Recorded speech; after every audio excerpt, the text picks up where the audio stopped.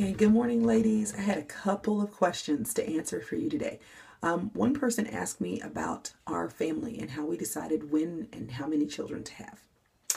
We have 5 children, girls 21 and 17, boys 10, 8, and 4. When my husband and I got married, we gave each other a wedding gift. We each had a girl already. We were a blended family. I was a single parent before that. He was a single parent before that. We waited a year to have any other children. That was the first boy that was born, and that was the only child that we planned. The other two just came when they came. So the second child came 22 months after. The third child came about 2.5 years after. And just to keep it real, nothing's cut, died, burnt, or shriveled up. And so we could have more. I'm 41 and I would be okay with that. Now that I've said that, I want to say people have a tendency to think that the way they do their families is the way everybody should do their families. And I'm not saying that. I'm saying that for us, we believe children are a blessing and we'll take them. As long as my husband says yes, I'll say yes.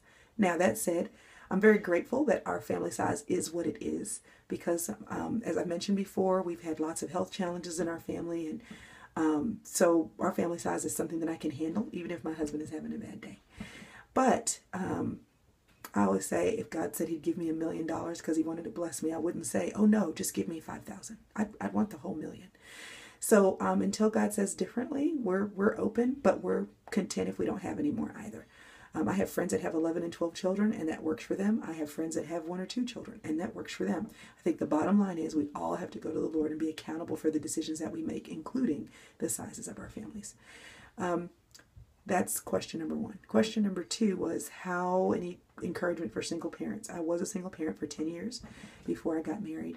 And I will just say that God can make up the difference. You do have to work hard, and then you have to work hard again after work when you get home because you have a kid or kids to take care of. And so, okay, bye, have a good day. I'm in the bathroom hiding.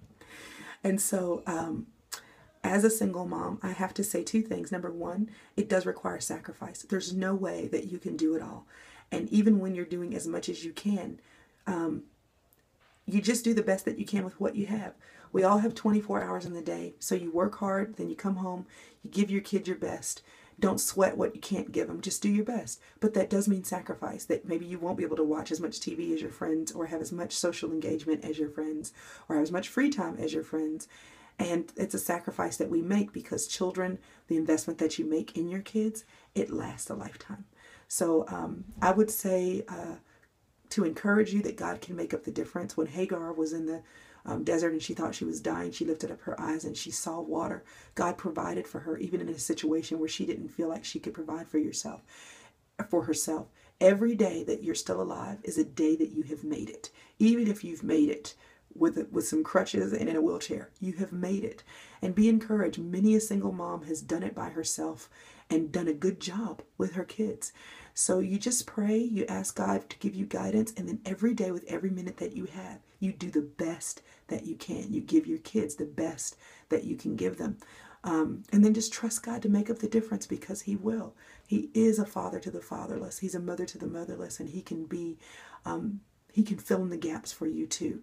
I will say that I didn't do it perfectly, and if I could do anything differently to go back to my single years, it would be to be just a little bit more focused and disciplined and sacrificial for the life of my child. I was young, and so I had lots of people that were supportive, but I wanted to have fun because I was young, and I wish I would have been a little bit more serious in terms of deciding that things for me could wait. Some things, not everything, but some things could wait so that I could pour into my daughter a little bit more.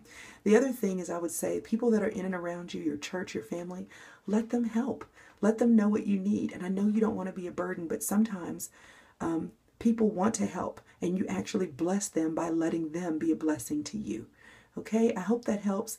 Keep sending in questions. We've got one more Wednesday. Next Wednesday is our last one. So I will make sure that I have Dad on that. So send in your heavy hitting questions. I'll make sure that he answers them.